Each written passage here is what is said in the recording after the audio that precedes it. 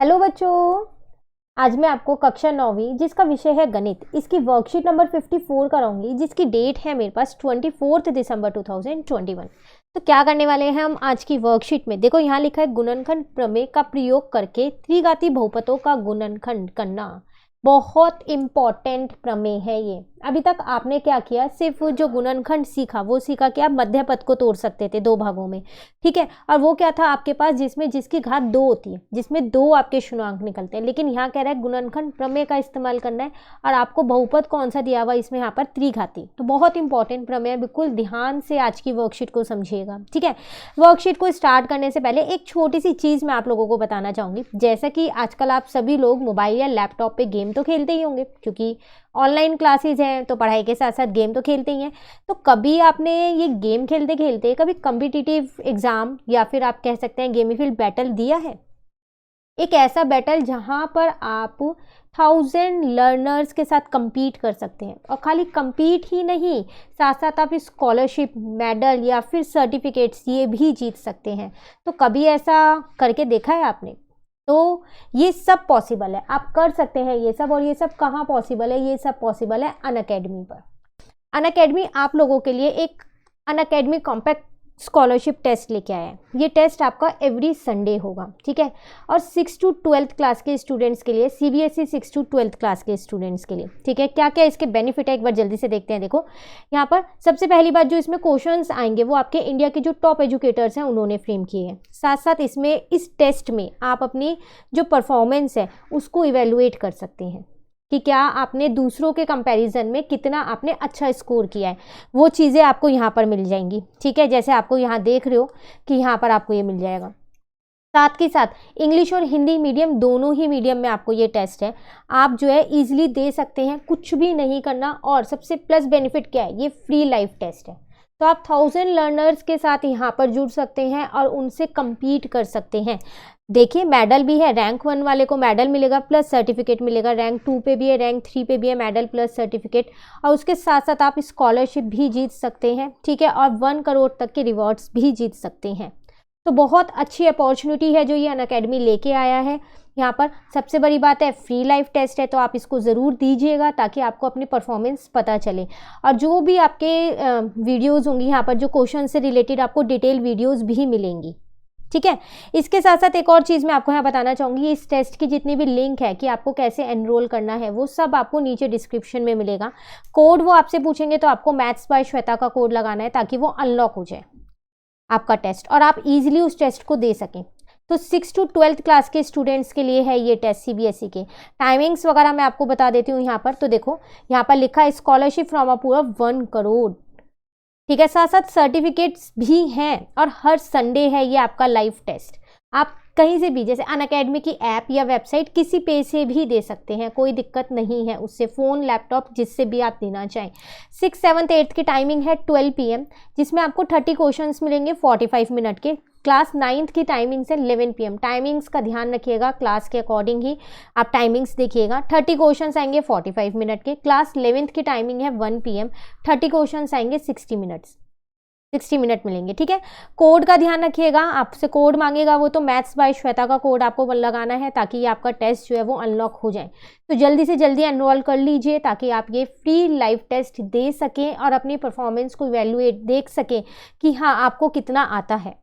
Questions English और हिंदी दोनों ही medium में आपको मिलेंगे, ठीक है। इसके साथ साथ अनअकैडमी क्रिसमस के लिए भी एक ऑफ़र लेके आया है। वो ऑफ़र क्या है यहाँ पर, तो अगर आप कोई भी अनअकैडमी का आइकॉनिक प्लस सब्सक्रिप्शन लेते हैं 12 मंथ या उससे अबव का, तो आपको 4 मंथ का सब्सक्रिप्शन बिल्कुल फ्री ऑफ कॉस्ट मिलेगा। लेकिन ये पीरियड, ये जो आपका ऑफ़र है ना, ये लिमिटेड पीरियड के लिए, ये लाइफ टाइम के लिए नहीं है। तो क्रिसमस ऑफर है तो लिमिटेड पीरियड के लिए होगा, और सीबीएसई क्लास 6 to 12th के लिए है ये भी। तो जो भी आप सब्सक्रिप्शन लें, अगर आप उसमें साथ साथ कोड लगाएंगे ना, मैथ्स बाय श्वेता का कोड लगाएंगे, मैं यहाँ लिख देती हूँ कि आप कोड जो है अगर मैथ्स बाय श्वेता का लगाएंगे तो उसमें आपको 10% का और डिस्काउंट मिल जाएगा। तो कोई भी अगर आप प्लस सब्सक्रिप्शन लेंगे तो बेनिफिट क्या है, एक तो मैथ्स बाय श्वेता का कोड लगाएंगे तो 10% का डिस्काउंट मिलेगा, साथ साथ 4 मंथ का सब्सक्रिप्शन भी आपको फ्री मिलेगा। ठीक है, लिंक सब मैंने आपको नीचे डिस्क्रिप्शन में दिए हैं, यहाँ पर आप जाके देख सकते हैं। सारे कोर्सेज इस पर अवेलेबल है, नए नए बैचेज स्टार्ट हुए हैं यहाँ पर। और जो ये फ्री लाइव टेस्ट मैंने आपको बताया, इसकी क्लास वाइज लिंक मैं आपको नीचे डिस्क्रिप्शन में दूंगी, आप वहाँ से देखिएगा और ज़रूर कीजिएगा। एवरी संडे है ये। टाइमिंग्स मैंने आपको बता दी है, टाइमिंग्स का थोड़ा ध्यान रखिएगा, क्लास के अकॉर्डिंग टेस्ट ज़रूर दीजिएगा। फ्री लाइव टेस्ट है, एक बार टेस्ट देखिए, आपको पता चलेगा कि आप अपनी परफॉर्मेंस खुद देख सकते हैं यहाँ पर। ठीक है, तो आप इसमें एनरोल ज़रूर कीजिएगा, कोड का ध्यान रखिएगा, मैथ्स बाय श्वेता। चलिए देखते हैं इस संडे कितने बच्चे टेस्ट देने वाले हैं ये। ठीक है ना, चलिए आते हैं वापसी अपनी वर्कशीट पर। जैसे कि मैंने आप लोगों को अभी बताया कि ये टॉपिक बहुत ही ज़्यादा इंपॉर्टेंट है, बिल्कुल ध्यान से आप इस टॉपिक को समझिएगा। देखो यहाँ पर आपको ना कुछ स्टेप्स दे रखे हैं कि किस तरीके से आपको इसका गुणनखंड प्रमेय का इस्तेमाल करके एक गुणनखंड करना है इस बहुपद का। तो हम स्टेप्स को रीड ना करके ना डायरेक्ट उदाहरण से समझते हैं। टोटल हमारे पास देखो 3 क्वेश्चन है, मैं बार बार बोल रही हूँ, बिल्कुल ध्यान से समझिएगा, थोड़ा लेंदी क्वेश्चन है और बिल्कुल स्टेप्स को आपको याद रखने हैं। एक क्वेश्चन आपको अच्छे से आ गया ना, बाकी के जो 2 पार्ट्स हमको खुद से करने हैं ना, वो आप इजीली कर पाओगे फिर। ठीक है, देखो उदाहरण से शुरू करते हैं। यहाँ लिखा है गुणनखंड प्रमेय का प्रयोग करते हुए बहुपद, एक बहुपद दे रखा है, का गुणनखंड कीजिए। सबसे पहली बात तो पता कैसे चलेगा कि ये वाली प्रमेय लगानी है। देखो इसमें तो लिखा है गुणनखंड प्रमेय का प्रयोग करके, लेकिन फिर भी बाई चांस कभी ना लिख के तो क्या करोगे, तो देखो यहाँ पर x की घात 3 है, तो इसमें आप मध्य पद को नहीं तोड़ सकते, और देखा जाए तो इसमें मध्य पद है भी नहीं, क्योंकि इसमें 4 पद दे रखे हैं। ठीक है, जब भी x की घात 3 होती है तो आपको ये प्रमेय लगानी ही लगानी है। ठीक है, आप करना क्या है, सबसे पहले आप क्या करो, यहाँ पर जो इसका अचर पद है, जैसे कि यहाँ -6 है, वो देखो कौन सा है, तो वो यहाँ लिख लो। ठीक है, अब आप क्या करो, ये देखो कि जो ये 6 है ये किस किस की टेबल में आता है, वो आप लिख लो। तो इसके संभावित गुणनखंड यहाँ लिख दो आप।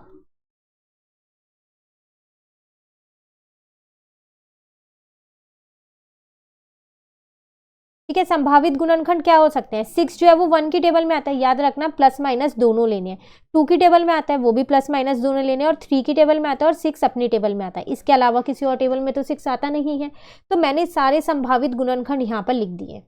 ठीक है, यहाँ तक। अब आप क्या करो, इसमें से एक एक मान उठाओ और x की जगह पर इस बहुपद में रख के देखो कि किससे बहुपद का जो मान है वो 0 आ रहा है। ठीक है, कैसे करना है वो देखो। सबसे पहली बात, इस बहुपद को px मान लो, आप कुछ भी मान सकते हो, gx भी मान सकते हो, ठीक है, qx भी मान सकते हो, आपकी मर्जी है। ये लिख दिया, क्लियर है यहाँ तक। अब आप देखिए यहाँ पर x की जगह मैंने माना कि सबसे पहले मैं x की जगह 1 रख रही हूँ, तो p x की जगह 1 रखा, जहाँ जहाँ x है वहाँ 1 पुट कर दीजिए। बिल्कुल स्टेप बाय स्टेप ध्यान से समझिएगा क्वेश्चन को। ठीक है, तो यहाँ आ जाएगा 1 - 6 + 11, अब -6, तो देखो 1 और 11 मिलके तो 12 हो जाएगा, -6 - 12 हो जाएगा, कट करके मेरा 0 ही आ रहा है। तो इसका मतलब जब मैंने x का मान 1 रखा तो बहुपद का मान 0 आ गया, तो ये इसका शुनांक है।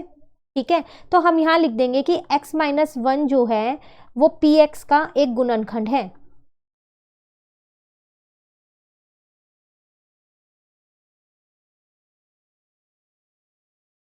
ठीक है, उसी तरीके से अब हम इसमें हम 3 गुणनखंड निकालेंगे। क्यों, क्योंकि जो ये मेरे पास बहुपद है ना, इसमें जो सबसे बड़ी घात है वो 3 है, तो इसके 3 गुणनखंड निकलेंगे। एक मेरा निकल गया है, दूसरा कैसे निकालेंगे, अब आप क्या करो, x की जगह पर एक बार 2 रख के देख लो इस बहुपद में। तो जब आप 2 रखोगे ना तब भी आपका 0 ही आ रहा है। देखो इन्होंने यहाँ रख के देखा है, आप रख के देखिएगा 0 ही आएगा। तो बस फिर आप लिख देना कि x - 2 जो है वो px का एक गुणनखंड है।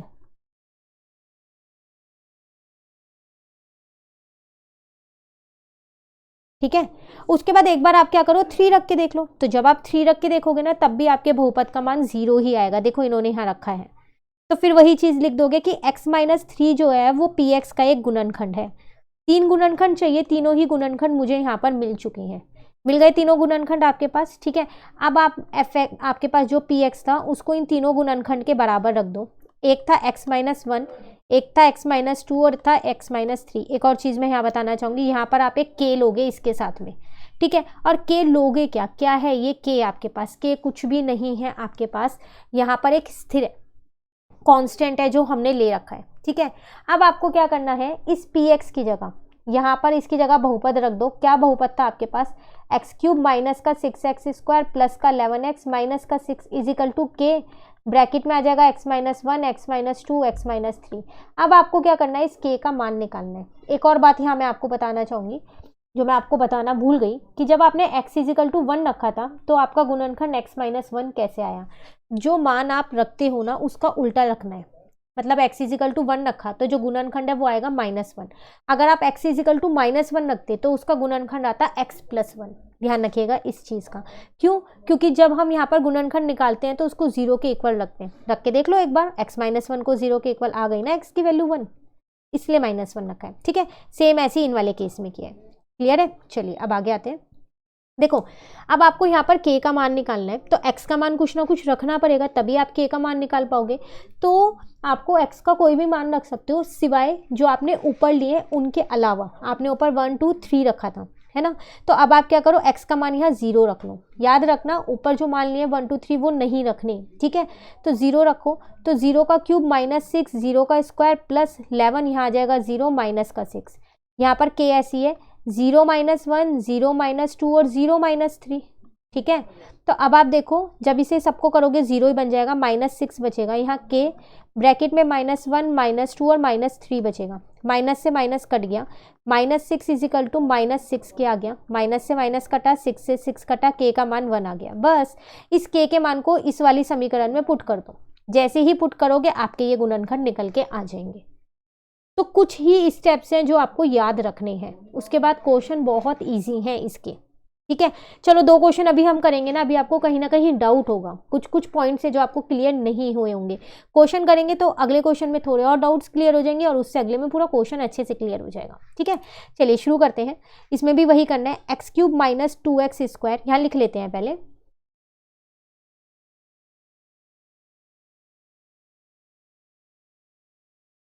-x + 2। ठीक है, सबसे पहले हमने क्या किया था, बिल्कुल स्टेप बाय स्टेप देखते चलो और करते चलो तो आपको याद भी हो जाएंगे स्टेप। सबसे पहले क्या किया था, अचर पद लेना है। तो अगर हम देखें इसमें अचर पद हमारे पास है 2। ठीक है, उसके बाद संभावित गुणनखंड देखने हैं इसके।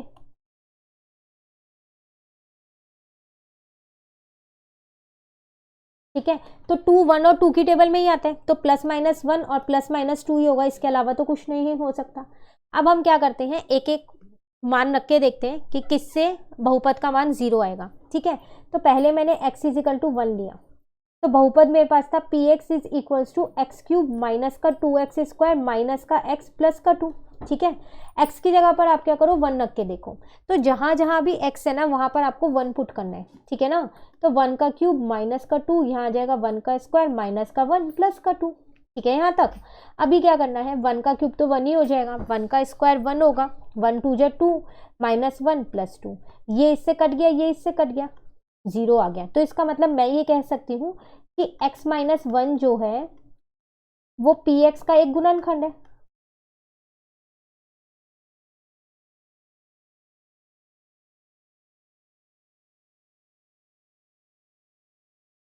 ठीक है, तो हमने यहाँ देखो 3 निकाले थे गुणनखंड। ठीक है, तो यहाँ भी 3 ही निकालेंगे क्योंकि यहाँ x की घात 3 है। तो चलो अब कुछ और रखते हैं, x की जगह -1 रख के देखते हैं हम। तो पहले अपना बहुपद यहाँ लिख लेते हैं हम, एक्स क्यूब माइनस का 2x² माइनस का x प्लस का 2।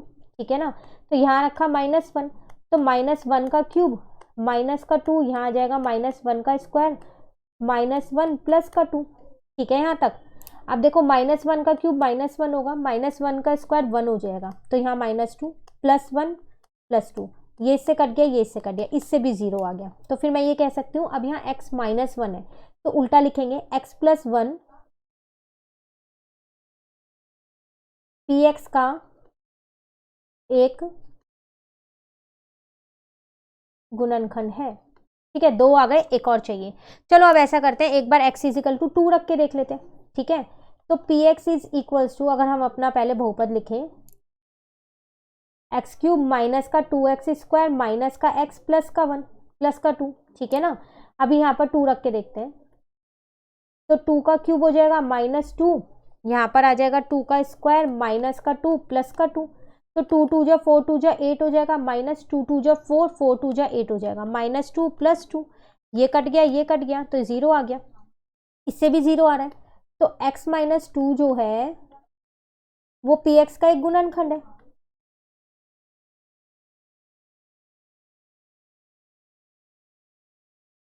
ठीक है, 3 निकालने थे, तीनों निकल गए, तो इसका मतलब मैं ये कह सकती हूँ px is equal to k bracket में x माइनस 1, x प्लस 1 और x माइनस 2, यही 3 गुणनखंड तो निकले हैं, एक बार चेक कर लें।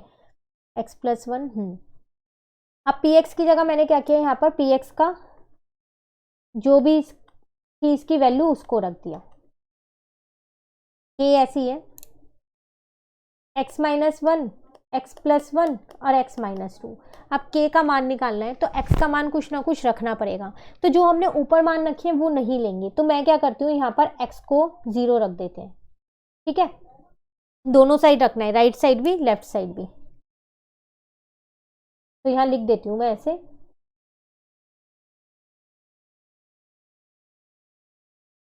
x का मान 0 रखने पर।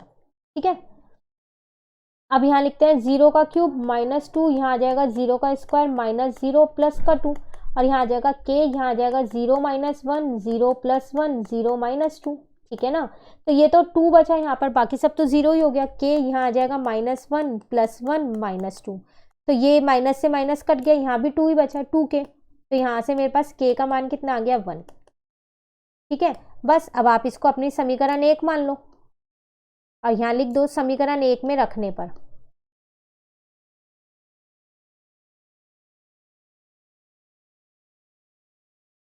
ठीक है, तो समीकरण 1 आपके पास है कौन सी, वो थी आपके पास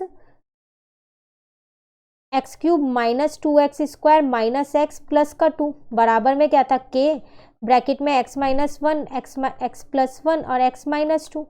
ठीक है ना, अब k का मान क्या रखना है आपको, 1 रखना है, तो यहाँ आ जाएगा x माइनस 1, x प्लस 1 और x माइनस 2। लो, आपका आंसर आ गया, हो गया गुणनखंड यहाँ पर, तो एक क्वेश्चन तो हल हो गया। तो कुछ डाउट्स तो क्लियर हो गए होंगे, अभी भी कुछ डाउट्स रह रहे होंगे, है ना। चलिए एक और क्वेश्चन करते हैं, उसके बाद वो भी क्लियर हो जाएंगे। तो सेकेंड वाला देखते हैं यहाँ पर,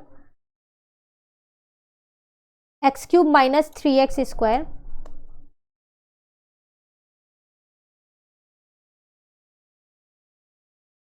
माइनस 9x माइनस 5। ठीक है, सबसे पहला स्टेप क्या था, अचर पद को देखना, तो अचर पद यहाँ पर है माइनस का 5, इसके संभावित गुणनखंड निकालना, तो 5 जो है वो तो अपनी ही टेबल में आता है और 1 की टेबल में आता है, और किसी टेबल में तो नहीं आता है,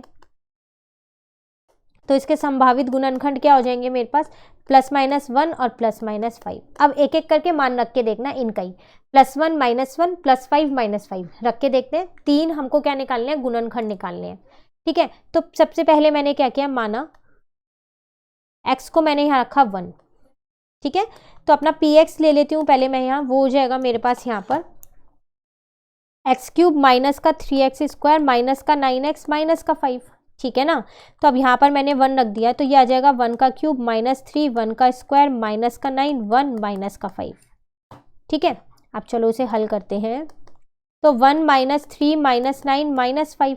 अब देखो 1 इसको हल करेंगे तो माइनस 2 आएगा, माइनस 9 माइनस 5 आएगा। ठीक है ना, तो यहाँ पर आ जाएगा, इसको हल करेंगे तो माइनस 7 माइनस 9, तो माइनस 16 आ रहा है, जो कि 0 के इक्वल नहीं है। तो इसका मतलब x माइनस 1 जो है वो px का गुणनखंड नहीं है, px का गुणनखंड नहीं है।